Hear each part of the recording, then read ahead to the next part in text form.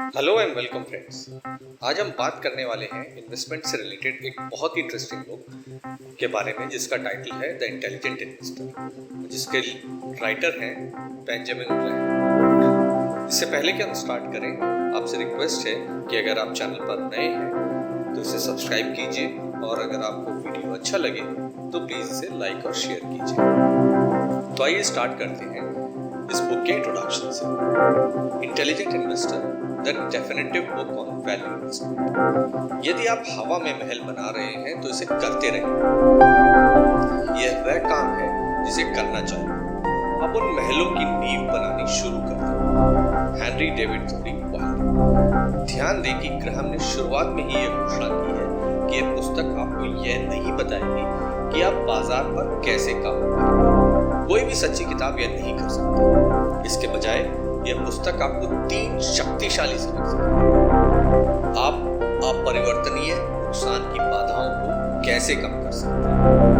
आप टिकाऊ लाभ प्राप्त करने की संभावनाओं को अधिकतम कैसे कर सकते हैं। और तीसरा, आप स्वयं को हराने वाले व्यवहार को कैसे नियंत्रित कर सकते हैं जो अधिकांश निवेशकों को उनकी पूरी क्षमता तक पहुंचने से उन्हें रोकता है। 1990 के उत्तरार्ध के उछाल के वर्षों में जब टेक्नोलॉजी शेयरों का मूल्य हर दिन दोगुना हो रहा था, तब एक कहना, सोचना या कहना बेतुका लगता था कि आप अपने सभी पैसे खो सकते हैं। लेकिन 2002 के अंत तक .com और दूरसंचार शेयरों में से कई ने अपने मूल्य का 95% या उससे अधिक खो दिया था। एक बार जब आप अपने पैसों का 95% खो देते हैं तो आपको शुरू करने के लिए 1900% लाभ प्राप्त करना होगा। यह जोखिम लेना मूर्खता है कि इससे बाहर निकलना लगभग असंभव है। यही कारण है कि ग्रैहम लगातार छेड़छाड़ से बचने के महत्व पर जोर देते हैं।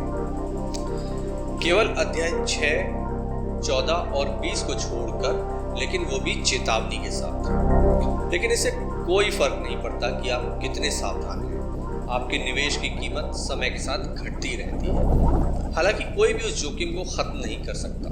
ग्रैहम आपको दिखाएंगे कि इसका प्रबंधन और अपने डर को नियंत्रित कैसे करें। क्या आप एक इंटेलिजेंट इन्वेस्टर हैं? अब एक महत्वपूर्ण सवाल का जवाब दें। ग्रैहम के इंटेलिजेंस इन्वेस्टर का क्या अर्थ है? इस पुस्तक के पहले संस्करण में ग्रैहम एक शब्द को परिभाषित करते हैं और वह यह स्पष्ट करते हैं कि इस तरह की बुद्धि के साथ IQ व SAT स्कोर का कुछ लेना देना नहीं है। इसका मतलब केवल प्रशिक्षु, अनुशासित और सीखने के लिए उत्सुक होना है। आपको अपनी भावनाओं का उपयोग करने और अपने लिए सोचने में भी सक्षम होना चाहिए। ग्रैहम इस तरह की इंटेलिजेंस बताते हैं कि मस्तिष्क की तुलना में चरित्र अधिक विशेष है। इस बात के सबूत उपलब्ध हैं कि उच्च IQ और उच्च शिक्षा बुद्धिमान निवेशक बनने के लिए पर्याप्त नहीं है।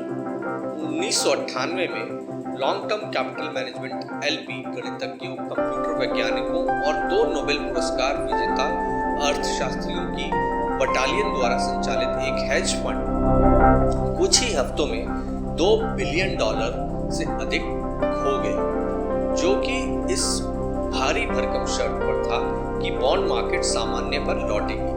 लेकिन बॉन्ड मार्केट अधिक से अधिक असामान्य होती गई और LTCM ने इतना पैसा उधार लिया कि इसके पतन ने वैश्विक वित्तीय प्रणाली को बहुत छोटा बना दिया। और 1720 के वसंत में सर आइजैक न्यूटन ने साउथ सी कंपनी, जो कि इंग्लैंड में सबसे हॉट स्टॉक थी, के शेयरों का स्वामित्व हासिल किया। जब उन्हें लगा कि बाजार हाथ से बाहर निकल रहा था, तब महान भौतिक विज्ञानी ने कहा कि वे तारों की गति की गणना तो कर सकते हैं, लेकिन लोगों के पागलपन की नहीं। न्यूटन ने अपने साउथ सी के 100% शेयरों को 7,000 पाउंड में बेच दिया। लेकिन कुछ महीने बाद बाजार में एक जबरदस्त उछाल आया। तब न्यूटन फिर से बहुत अधिक कीमत पर बाजार में वापस मुड़े और 20,000 पाउंड, यानी आज के हिसाब से $3 मिलियन से अधिक पैसा खो दिया। और इसका परिणाम यह हुआ कि उन्होंने अपने पूरे जीवन में किसी को भी अपने सामने साउथ सी शब्द बोलने से मना कर दिया। सर आइजैक न्यूटन सबसे बुद्धिमान लोगों में से एक थे, लेकिन ग्राहम के शब्दों में न्यूटन एक बुद्धिमान निवेशकों से कोसों दूर थे। भीड़ के गरजने से अपने फैसले को ओवरराइड करके दुनिया का सबसे बड़ा वैज्ञानिक मूर्खों की तरह काम करता था। संक्षेप में, यदि आप अभी तक निवेश करने में विफल रहे हैं तो ऐसा इसलिए नहीं है क्योंकि आप बेवकूफ़ हैं, ऐसा इसलिए है क्योंकि सर आइजैक न्यूटन की तरह आपने भावनात्मक अनुशासन विकसित नहीं किया है जो सफल निवेश की आवश्यकता है। अध्याय 8 में ग्राहम वर्णन करते हैं कि अपनी भावनाओं का उपयोग करके और इंटेलिजेंस के बाजार के स्तर पर उतरने से इनकार कर अपनी बुद्धि को कैसे बढ़ाया जाए।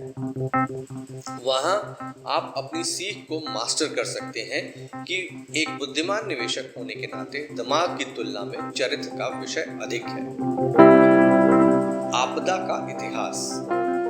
आइए अब पिछले कुछ सालों के कुछ प्रमुख वित्तीय विकासों को देखते हैं। ग्रेट डिप्रेशन के बाद सबसे खराब बाजार दुर्घटना अमेरिकी शेयरों के साथ मार्च 2000 और अक्टूबर 2002 के बीच हुई, जिससे उनके शेयर मूल्य का 50.2% यानी $7.4 ट्रिलियन खत्म हो गया। 1990 के दशक की सबसे हॉट कंपनियों की शेयर कीमतों में बहुत गिरावट आई, जिसमें एसओएल, सिस्को, जेडीएस यूनिफेस, ल्यूसेंट और क्वालकॉम प्लस सैकड़ों इंटरनेट शेयरों का विनाश भी शामिल है। एनरॉन, टाइको और जेरोक्स समेत अमेरिका के कुछ सबसे बड़े और सबसे सम्मानित निगमों में भारी वित्तीय धोखाधड़ी के आरोप हैं। कॉन्सको, ग्लोबल क्रॉसिंग और वर्ल्डकॉम के रूप में चमक वाली कंपनियां दिवालिया हो चुकी थी। आरोप है कि लेखांकन फर्मों ने पुस्तकों को घुमाया और यहाँ तक कि रिकॉर्ड नष्ट कर दिए ताकि उनके ग्राहकों को निवेश करने वाले लोगों को गुमराह करने में मदद मिल सके। प्रमुख कंपनियों के शीर्ष अधिकारियों ने आरोप लगाया कि अपने निजी लाभ के लिए सैकड़ों लाख डॉलर डंप कर दिए गए। वॉल स्ट्रीट पर सुरक्षा विश्लेषकों ने सार्वजनिक रूप से स्टॉक की प्रशंसा की, लेकिन निजी तौर पर स्वीकार किया कि वे सब कचरे थे। एक शेयर बाजार जो कि खतरनाक गिरावट के बाद भी ऐतिहासिक उपायों से अधिक प्रचलित लगता है, जो कई विशेषज्ञों को सुझाव देता है कि शेयरों में अभी गिरावट और आएगी। ब्याज दरों में निरंतर गिरावट ने निवेशकों को स्टॉक के लिए कोई आकर्षक विकल्प नहीं छोड़ा था। मध्य पूर्व में वैश्विक आतंकवाद और युद्ध के अप्रत्याशित खतरे के साथ एक निवेश वातावरण खत्म हो चुका था। ग्राहम के सिद्धांतों को सीखकर इससे अधिकतर नुकसान से बचा जा सकता था। जैसा कि ग्राहम ने कहा, वॉल स्ट्रीट पर कहीं और बड़ी उपलब्धियों के लिए उत्साह जरूरी हो सकता है, लेकिन यह लगभग हमेशा आपदा की ओर जाता है। इंटरनेट शेयरों और बड़े विकास शेयरों पर पूरे स्टॉक के रूप में कई लोगों ने सर आइजैक न्यूटन की तरह बेवकूफाना गलतियां की। उन्होंने अन्य निवेशकों के निर्णय से खुद को निर्धारित करने दिया। उन्होंने ग्राहम की चेतावनी को नज़रअंदाज कर दिया कि खरीदार पूछना भूल गए के बाद वास्तव में डरावना नुकसान हमेशा होता है, सबसे अधिक दर्दनाक रूप से जब वे इसे सबसे ज्यादा चाहते थे। तब उन्होंने अपने आत्म नियंत्रण को खो दिया। इन लोगों ने ग्राहम के दावे को साबित कर दिया कि निवेशक की मुख्य समस्या और यहाँ तक कि उसका सबसे बड़ा दुश्मन वह खुद होने की सबसे ज्यादा संभावना है। यह सुनिश्चित था कि नहीं था, उन लोगों में से कई लोग विशेष रूप से प्रौद्योगिकी और इंटरनेट शेयरों पर यह बताते हुए हाईटेक प्रचार किया गया और यह बताया गया कि ये उद्योग आने वाले सालों तक एक दूसरे को आगे बढ़ते रहेंगे, लेकिन हमेशा के लिए नहीं। 1999 के मध्य में वर्ष के पहले 5 महीनों में 117.3% की वापसी के बाद स्मारक internet fund portfolio manager Alexander Cheng ने भविष्यवाणी की कि अगले 3 से 5 वर्षों में उनका फंड सालाना 50% और वार्षिक औसत 35% अगले 20 वर्षों तक रिटर्न देता रहेगा। 1999 में अपने अमेरेंडो टेक्नोलॉजी फंड के अविश्वसनीय 248.9% की बढ़ोतरी के बाद पोर्टफोलियो मैनेजर अल्बर्टो विलर ने कहा कि इंटरनेट एक सतत पैसा बनाने वाली मशीन है। यदि आप इस क्षेत्र से बाहर हैं तो आप कम प्रदर्शन कर रहे हैं, आप घोड़े और छोटी गाड़ी में हैं और मैं पोर्शे में हूं, आपको 10 गुना विकास के अवसर पसंद नहीं है तो फिर किसी और के साथ जाओ। फरवरी 2000 में हेज फंड मैनेजर जेम्स जे क्रैमर ने घोषणा की कि इंटरनेट से संबंधित कंपनियां नई दुनिया के विजेता हैं। क्रैमर ने ग्राहम पर भी टिप्पणी की कि आपको वेब के सामने मौजूद सभी मेरिट्स और सूत्रों और ग्रंथों को फेंकना होगा। अगर हम किसी भी ग्राहम और डोड सीखते हैं तो हमारे पास प्रबंधन के तहत कोई पैसा नहीं। इन सभी तथाकथित विशेषज्ञों ने ग्राहम की चेतावनी के शांत शब्दों को नजरअंदाज कर दिया। व्यवसाय में विकास के लिए स्पष्ट संभावनाएं निवेशकों के लिए स्पष्ट मुनाफे में रूपांतरित नहीं करती। हालांकि ये देखना आसान लगता है कि कौन सा उद्योग सबसे तेजी से बढ़ेगा। दूरदर्शिता में कोई वास्तविक मूल्य नहीं है अगर अन्य निवेशक पहले से ही एक ही चीज की उम्मीद कर रहे हैं। कम से कम अब तक किसी को दावा करने का प्रयास करने के लिए कोई दिक्कत नहीं है कि तकनीक अभी भी दुनिया का सबसे बड़ा विकास उद्योग होगा। लेकिन सुनिश्चित करें कि आपको यह याद है, वे लोग जो अब दावा करते हैं कि अगली निश्चित चीज स्वास्थ्य देखभाल या ऊर्जा या अचल संपत्ति या सोना होगी, उच्च तकनीक के हाइपरेंटर की तुलना में अंत में सही होने की संभावना नहीं है। सिल्वर लाइन, यदि 1990 के दशक में स्टॉक के लिए कोई कीमत बहुत ज्यादा नहीं लगती तो 2003 में हम उस बिंदु तक पहुंच गए हैं जिस पर कोई कीमत कम नहीं लगती है। पेंडुलम घूम गया है क्योंकि ग्राहम जानते थे कि यह हमेशा अजीब उत्साह और अन्यायपूर्ण निराशा से होता है। 2002 में निवेशकों ने स्टॉक म्यूचुअल फंड से $27 मिलियन की कमाई की और सिक्योरिटीज इंडस्ट्री एसोसिएशन द्वारा किए गए एक सर्वेक्षण में पाया गया कि 10 निवेशकों में से एक ने कम से कम 25% शेयरों का घाटा खाया।